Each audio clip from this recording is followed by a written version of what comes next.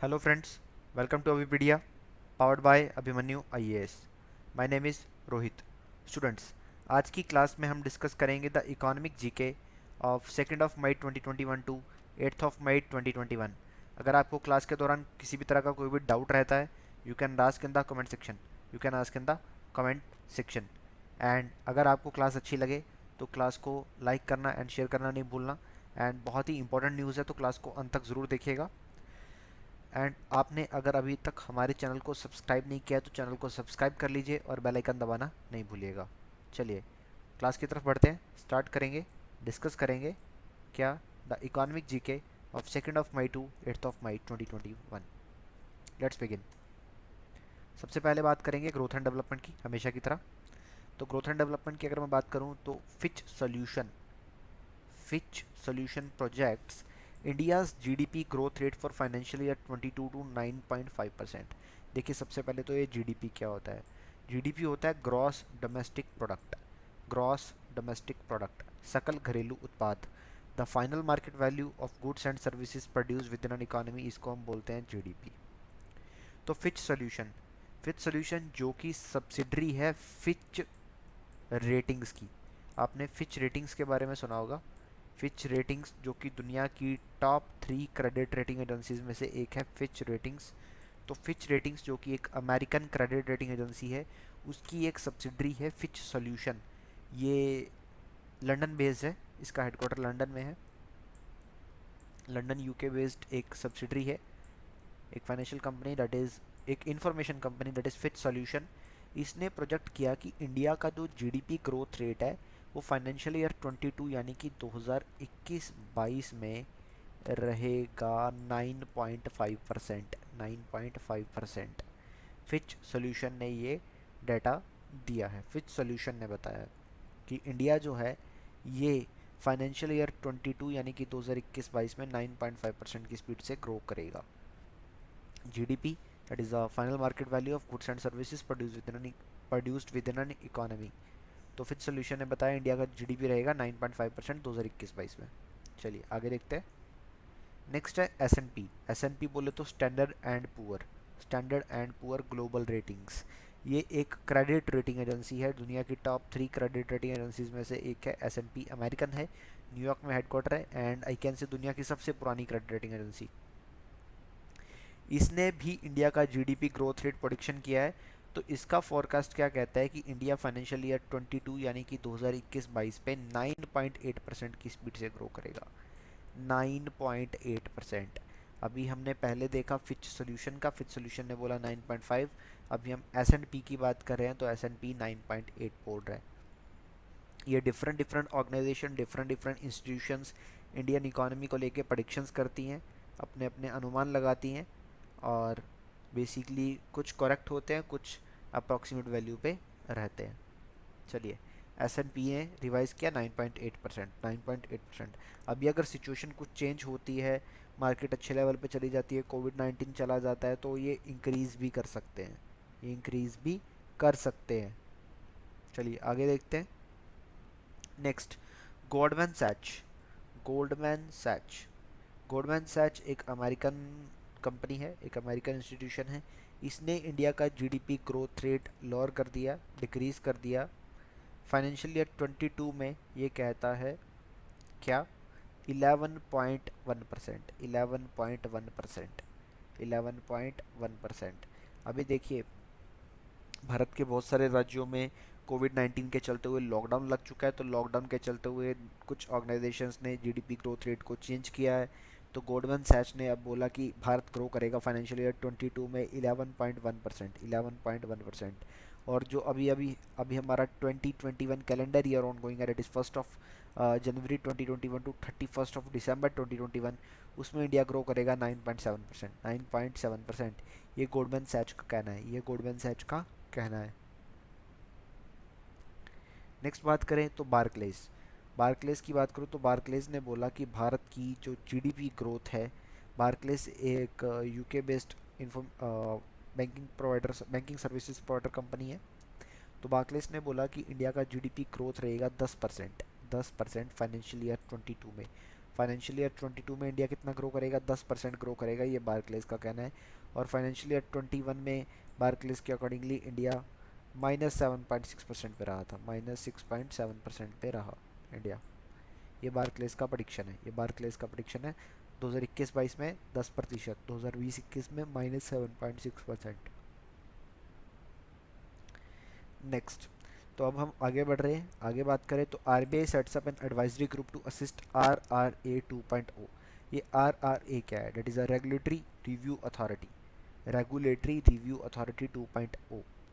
देखिए, अभी अभी आरबीआई ने अनाउंस किया था, आरबीआई बोले तो reserve bank of India, reserve bank of India जो कि भारत का सेंट्रल बैंक है। तो आरबीआई ने अभी अनाउंस किया था कि आरबीआई अपनी सर्विसेज को इम्प्रूव करने के लिए, अपने सिस्टम फ्रेमवर्क को इम्प्रूव करने के लिए रेगुलेटरी रिव्यू अथॉरिटी 2.0 स्टार्ट कर रहा है। क्लियर, आरबीआई अपनी रेगुलेशन रिव्यू को अच्छे वे में लेके जाने के लिए 2.0 स्टार्ट कर रहा है। इससे पहले आरबीआई ने 1999 में एक साल के लिए चलाया था क्या, ये रेगुलेटरी रिव्यू अथॉरिटी बनाई थी।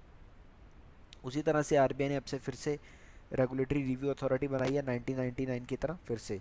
और इसके जो हेड बनाए गए हैं, इस रेगुलेटरी रिव्यू अथॉरिटी 2.0 के हेड बनाए गए, ये हैं राजेश्वर राव जी, राजेश्वर राव जी हेड यहाँ पे बनाए गए हैं।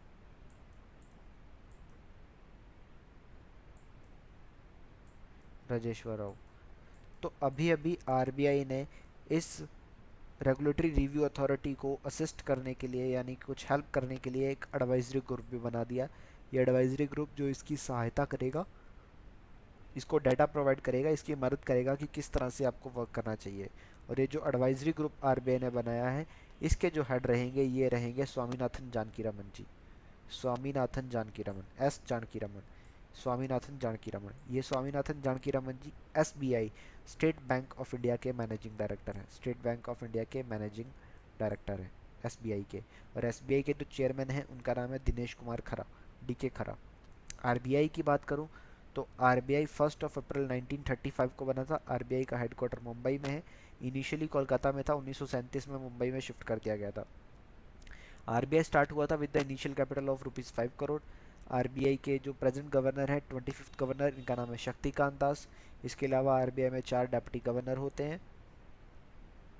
और आगे अगर मैं बात करना चाहूँ तो आरबीआई के जो पहले गवर्नर थे, इनका नाम था सर ऑसबर्न स्मिथ।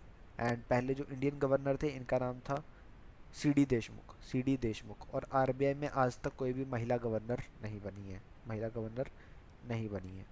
तो अभी अभी आरबीआई ने एक एडवाइजरी ग्रुप बनाया है, that is to assist the regulatory review authority. Regulatory review authority के लिए राजेश्वर राव जी हेड है, और ये जो एडवाइजरी ग्रुप बनाया गया, इसके हेड है स्वामीनाथन जानकीरमन जी। नेक्स्ट देखते हैं ICICI bank, that is industrial credit and investment corporation of India, industrial credit and investment corporation of India, ICICI bank, जो कि एक प्राइवेट सेक्टर बैंक है, भारत के टॉप 3 बैंक्स में आता है। इसके ऊपर आरबीआई ने 3 करोड़ का पेनल्टी लगाया, इसके ऊपर आरबीआई ने 3 करोड़ का पेनल्टी लगाया। देखिए, इंडिया में जितने भी बैंक हैं उन सबको आरबीआई की गाइडलाइंस को फॉलो करना होता है। सभी बैंक्स आरबीआई की गाइडलाइंस को फॉलो करते हुए ही इंडिया में वर्क करेंगे। आरबीआई जो भी गाइडलाइंस या नॉर्म्स इशू करेगा, उसी को फॉलो किया जाएगा। अगर कोई बैंक आरबीआई की गाइडलाइंस को फॉलो नहीं करता है, उसका वायलेशन करता है, तो आरबीआई उसके ऊपर एक्शन लेता है। तो अभी आरबीआई ने 3 करोड़ का पेनल्टी लगाया है आईसीआईसीआई बैंक के ऊपर, आईसीआईसीआई बैंक के ऊपर 3 करोड़ की पेनल्टी लगाई है। किसने? रिजर्व बैंक ऑफ इंडिया ने, रिजर्व बैंक ऑफ इंडिया ने 3 करोड़ की पेनल्टी, क्योंकि उसने कुछ रूल्स का वायलेशन किया था। आईसीआईसीआई बैंक जो कि 1994 से इंडिया में काम कर रहा है, इसके जो हेड है, इनका नाम है संदीप बख्शी, संदीप बख्शी, मुंबई में हेडक्वार्टर है संदीप बख्शी।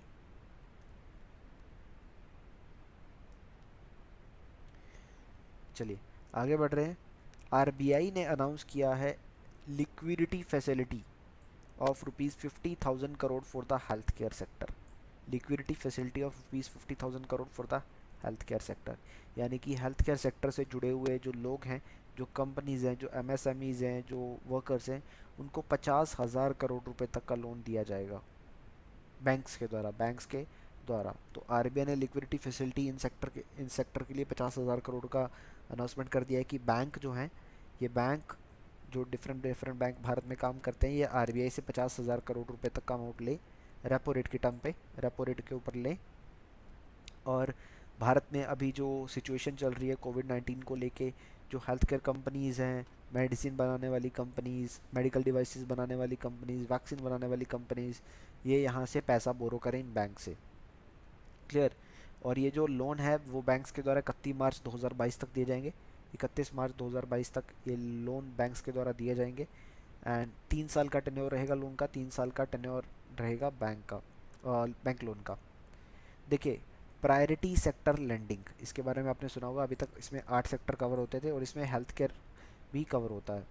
तो यहाँ पर सोशल इंफ्रास्ट्रक्चर की बात कर लेते हैं। सोशल इंफ्रास्ट्रक्चर में हेल्थ केयर भी कवर हो जाता है। तो हेल्थ सेक्टर में यहाँ पर प्रायोरिटी सेक्टर लेंडिंग के अंदर यहाँ पे इंक्लूड कर लिया गया है अभी इस हेल्थ केयर को। और बोला गया है कि ये जो पैसा दिया जाएगा बैंक्स के द्वारा, ये प्रायोरिटी सेक्टर की प्रायोरिटी पे दिया जाए। क्लियर।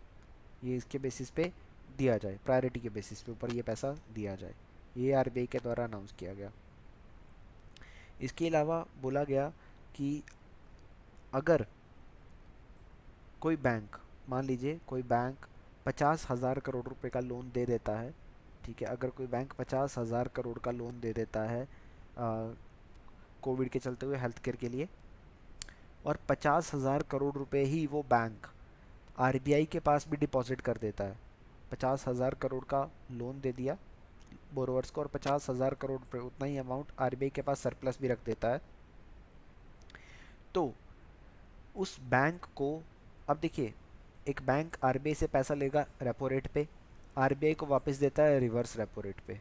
ठीक है, रिवर्स रेपो रेट पे आरबीआई को वापस देगा। रेपो रेट से आरबीआई से लेगा, रिवर्स रेपो रेट पे आरबीआई को देता है।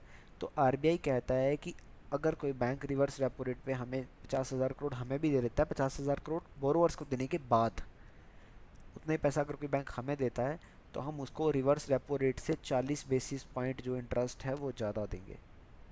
40 बेसिस पॉइंट उसको ज़्यादा दिया जाएगा।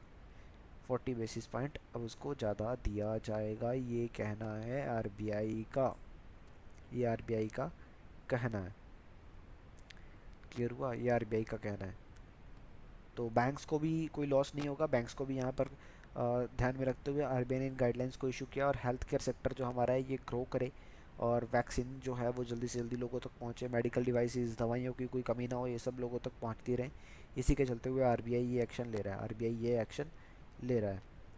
उसके बाद जो इंडिविजुअल बोरोवर्स हैं और जो छोटे मोटे बिजनेस हैं, ठीक है, जिनका 25 करोड़ रुपए तक का अभी तक आउटस्टैंडिंग लोन पेंडिंग पड़ा हुआ है, ठीक है, और इन्होंने किसी भी तरह का रीस्ट्रक्चरिंग पहले नहीं किया है मार्च 2021 तक, उनको लोन रीस्ट्रक्चर करने का टाइम दे दिया गया है 30 सितंबर 2021 तक। 30 सितंबर 2021 तक वो रीस्ट्रक्चरिंग ऑफ लोन कर सकते हैं। इसके अलावा आरबीआई ने अनाउंस किया कि एक लॉन्ग टर्म रेपो ऑपरेशन भी हम इशू कर रहे हैं, that is for the small finance banks. Small finance banks के लिए लॉन्ग टर्म रेपो ऑपरेशन भी किए जाएंगे 10,000 करोड़ के, 10,000 करोड़ के, 10,000 करोड़ के, ताकि इन बैंक्स को भी सहायता मिल सके और ये बैंक्स भी यहाँ पर आगे आकर वर्क कर सके, आगे आके वर्क कर सके। और जो माइक्रो फाइनेंस इंस्टीट्यूशन है, इस फैसिलिटी को अवेलेबल करने के लिए उनका जो टेन्योर है, यानी कि उनका जो एसेट साइज़ है, सॉरी, वो 500 करोड़ तक होना चाहिए। वो 500 करोड़ का एसेट साइज़ होगा, तभी 10,000 करोड़ का उनको यहाँ पर ये सहायता, लॉन्ग टर्म रेपो ऑपरेशन की सहायता दी जाएगी। ये आरबीआई के द्वारा अनाउंस किया गया, ये रिजर्व बैंक ऑफ इंडिया के द्वारा अनाउंस किया गया है।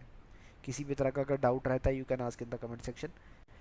तो बच्चों, आज की क्लास में इतनी ही न्यूज़ थी, थोड़े ज़्यादा न्यूज़ नहीं थे इस बार, ज़्यादा करंट अफेयर्स नहीं थे, क्योंकि फाइनेंशियल हमने इकोनॉमिक जीके को डिस्कस किया, तो इकोनॉमिक जीके में इस वीक इतना ही इंपॉर्टेंट था। मैं आपका टाइम वेस्ट नहीं करूँगा, सिर्फ इंपॉर्टेंट ही पढ़ाता हूँ, और एग्जाम में ये ज़रूर आता है। और अगर आपको क्लास में किसी भी तरह का डाउट रहा, कुछ समझ में नहीं आया, you can ask in the comment section, आप कमेंट सेक्शन में पूछ सकते हैं। कोर्सेज़ का लिंक नीचे आपको डिस्क्रिप्शन बॉक्स में मिल जाएगा। करंट अफेयर्स के कोर्सेज़ ऑन गोइंग हैं, उनका लिंक नीचे आपको डिस्क्रिप्शन में मिल जाएगा। और अगर मैं आपको बताना चाहूँ कि हमारे जो कोर्सेज़ हैं उनका लिंक तो डिस्क्रिप्शन में आपको मिल ही जाएगा, और अगर आपको फिर भी किसी तरह की क्वेरी रहती है, किसी तरह का डाउट रहता है, तो you can ask in the comment section, आप कमेंट सेक्शन में पूछ भी सकते हैं। एंड क्लास अगर अच्छी लगे तो लाइक एंड शेयर करना नहीं भूलना है। चलिए, मिलेंगे नेक्स्ट क्लास में। आज की क्लास को यहीं समाप्त करते हैं। It's all for today. Thank you so much. Have a nice day.